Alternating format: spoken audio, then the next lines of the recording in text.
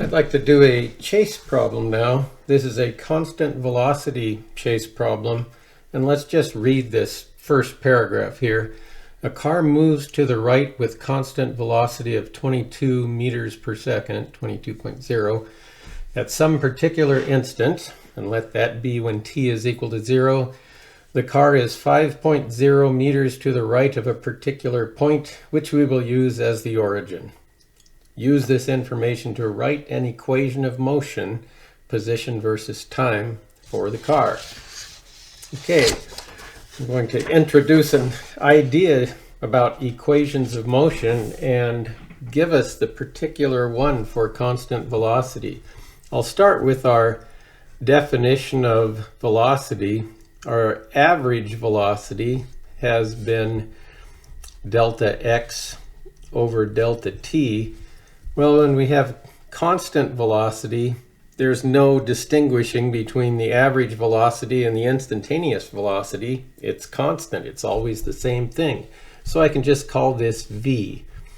And v will equal x at some particular time minus x naught. That'll be the position that it's at time 0 divided by the position or the time at the time when it's at this undetermined position x here, and then minus t sub 0.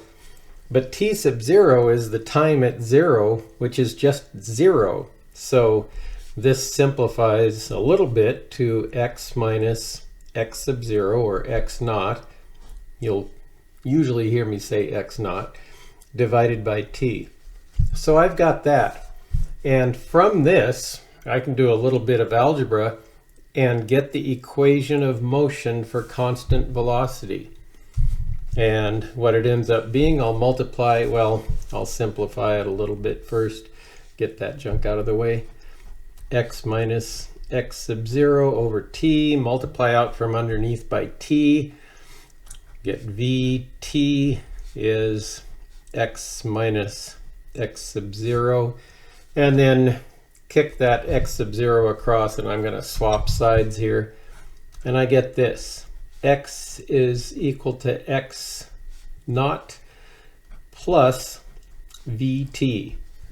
That is the equation of motion for constant velocity. And it always looks like this, or can always be that. It might be y equals y naught plus vt. Sometimes we could put a subscript of x on the velocity there. That's not going to hurt anything to do that. It just means the velocity in the x direction. We're still dealing with one-dimensional motion, but later we'll be adding a dimension. So now, if I was to make a graph of that, it doesn't matter what the particular problem happens to be. It's going to be a straight line because this is the slope of the line and it's constant. And so it might be a graph like this, in which case the slope is equal to v sub x, and x naught, this is an x versus t graph. Remember, that's what we've been making lately. X naught is this thing right here. It's the position at time 0. This is our origin down here. Okay. It might be something like that. This one has a different slope, but in that case, this would be x naught for that particular line. X naught's going to be a negative number in this case. So there's no rule that says it can't. Or I could have a line that looks like this. This would be a negative velocity, but x naught is where it crosses the vertical axis. So this relates us back to things that you learned in an algebra class. And now it's describing motion with constant velocity. So now let's go to that problem that we've got here and see how to solve it. Car moves to the right with constant velocity of 22.0 meters per second. Ah, well, that's something I know then. V sub x is 22.0 meters per second. At some particular instant, and we're going to let that be when t equals 0. We have some latitude on choosing some of these things. The car is 5 meters to the right of a particular point, which we will use as the origin. 5 meters to the right, let's just let to the right be the positive direction. This tells us that x naught is 5.0 meters. Now, the equation of motion for constant velocity is this. X is equal to, it's always going to look like this in variable form. X equals x naught plus v sub xt.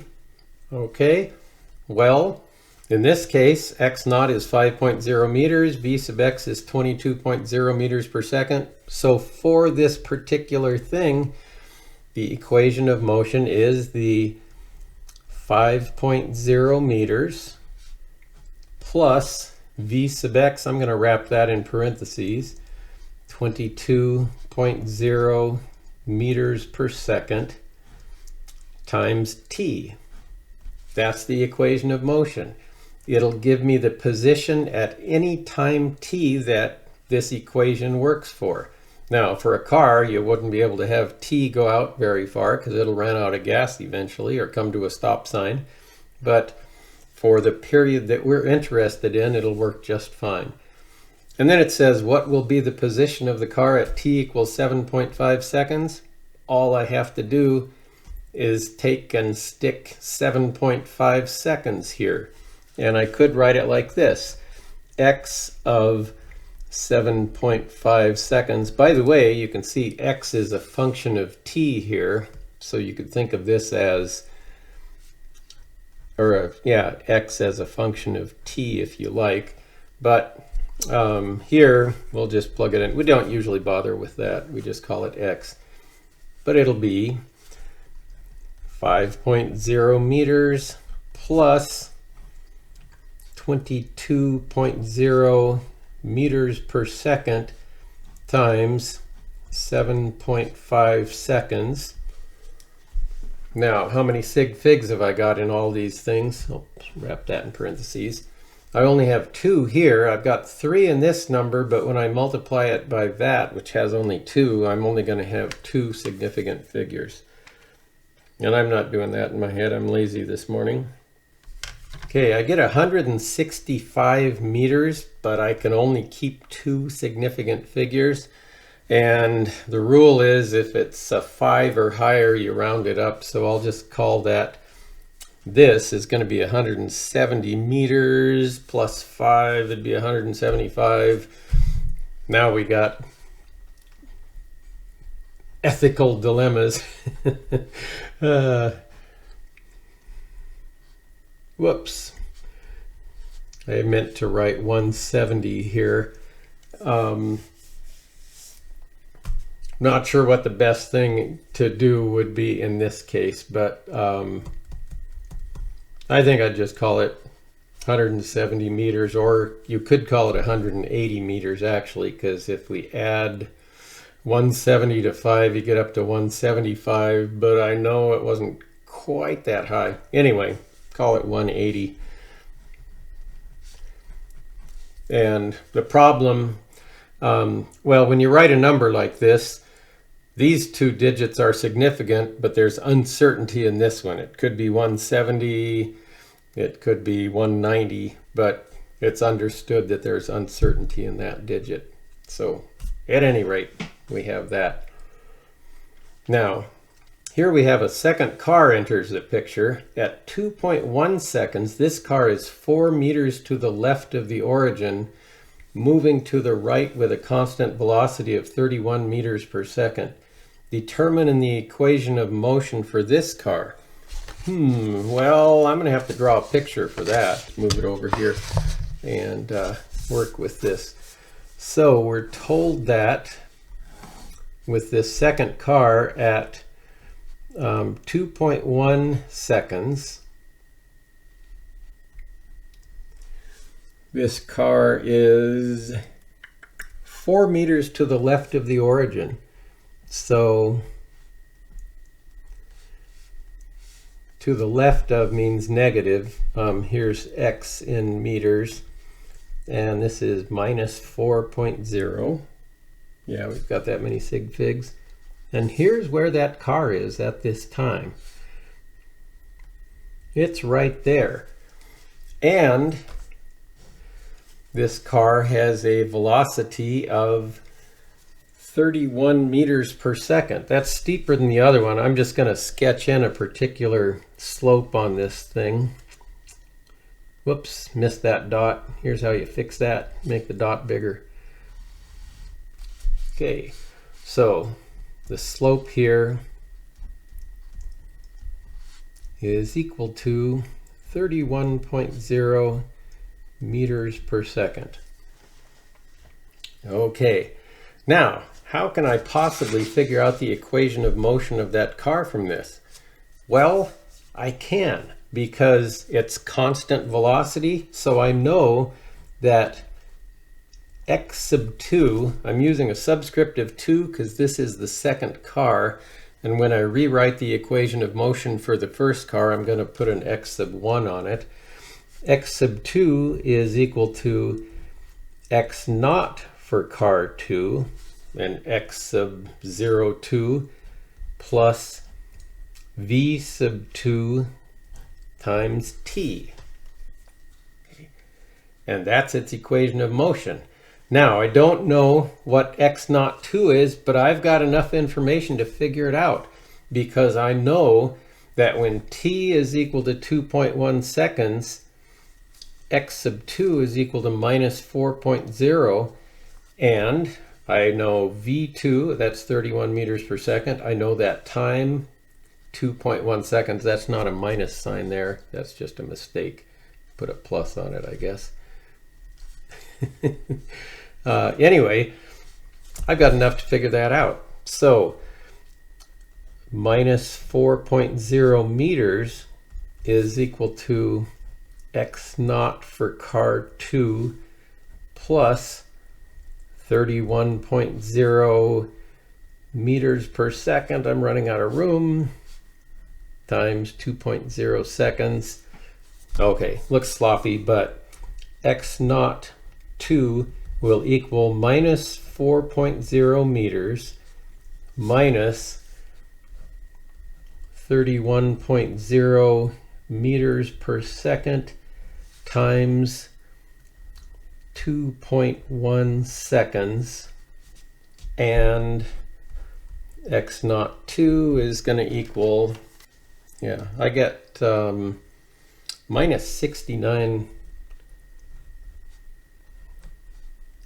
meters. So now I can write an equation of motion for that second car, knowing that. So I figured out that x, the initial position of this car, or position at time 0, is minus 69 meters. So the equation of motion of this, x2, which is going to be x naught 2 plus v2t, is x2 at any given time will be minus 69 meters plus 31.0 meters per second times t. So that's the equation of motion for the second car. If I rewrite the equation of motion for this one, for x1, it is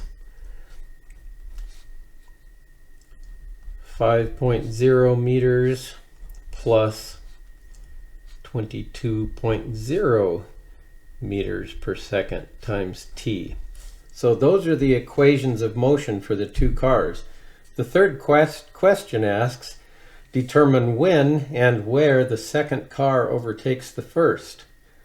Well, if I made a sketch with these two cars on here, what I end up having is something that looks like this. The first car, yeah, up here at 5, and it's got a somewhat slow velocity. This is not going to be to scale, but it'll illustrate the idea.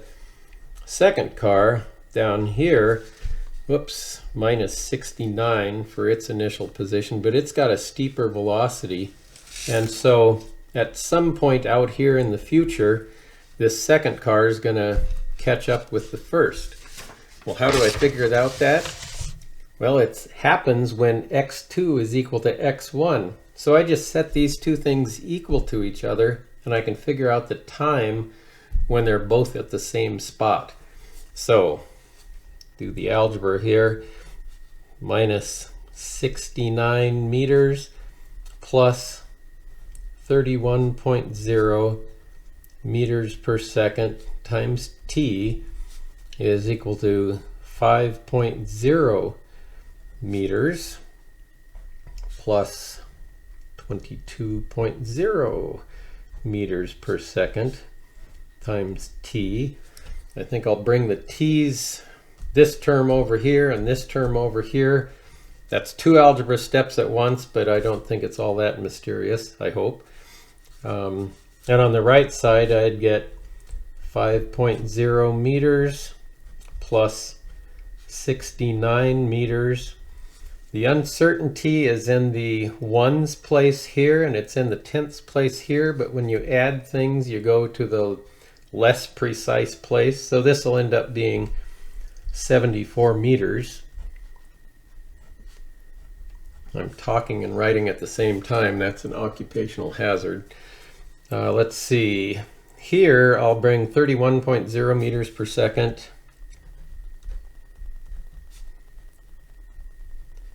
minus times t, excuse me, minus 22.0 meters per second times t, which ends up being 31 minus 22. All that I have left, oh, I've actually got 9.0 meters per second times t. So I've got 2 sig figs here and 2 sig figs there. And the time that comes out of there, okay, still got a blank sheet I can write on. T is going to equal 74 meters divided by 9.0 meters per second. Have you noticed I've kept the units at every step in the calculation here? So keeping track of those, dividing meters by meters per second, you invert the bottom and multiply, and you'll have seconds over meter, and the meters will divide out and I'll have seconds. So that tells me what it is and how many seconds is it. 8.2 seconds to 2 significant figures. Okay, that's when it happens. As to where it happens, I can take this time and plug it into either equation of motion, and I'll find out where they are. If you check both of them, you should get the same answer for each one. If you don't, then that time's not right. We made a mistake, or you made a mistake calculating. Let's go ahead and use the x1 equation.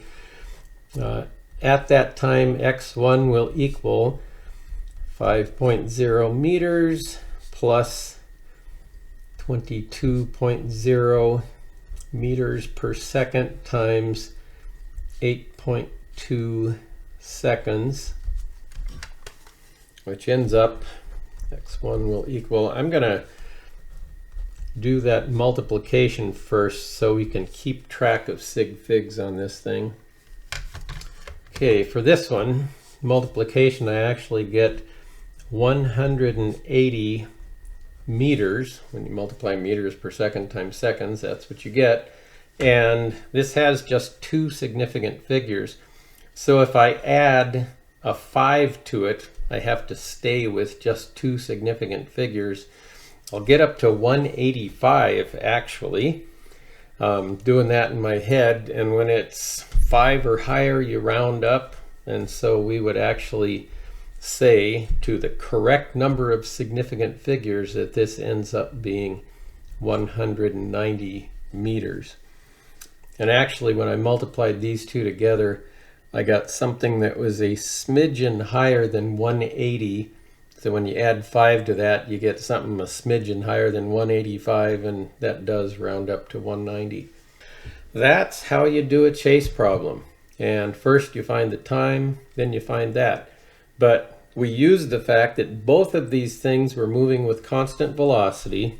So when that was the case, you get an x1 equals x naught 1 plus v1t, and you get an x2 is equal to x naught 2 plus v2t. And these are the equations of motion for those two objects.